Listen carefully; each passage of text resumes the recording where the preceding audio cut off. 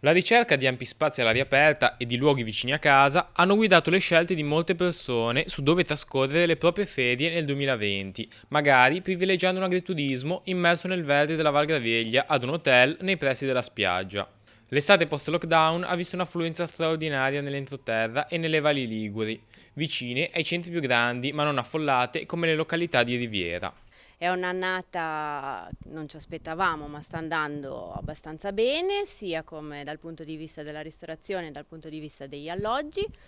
Pochi gli stranieri, moltissimi liguri e altri italiani dal nord Italia, chi per brevi soggiorni e chi per trascorrere anche solo una giornata all'aria aperta. Allora, tanto ci cercano i nostri clienti vecchi, ma anche nuovi clienti, un po' col passaparola, un po' tutto quanto fa. Sono clienti principalmente di città, per cui cercano proprio la giornata in cui si vogliono togliere dal centro, togliere dalla la massa di gente, diciamo. Non è solo l'area di campagna a convincere le persone nello scegliere gli agriturismi, ma anche la possibilità di consumare i prodotti del luogo e visitare gli animali dei loro allevamenti.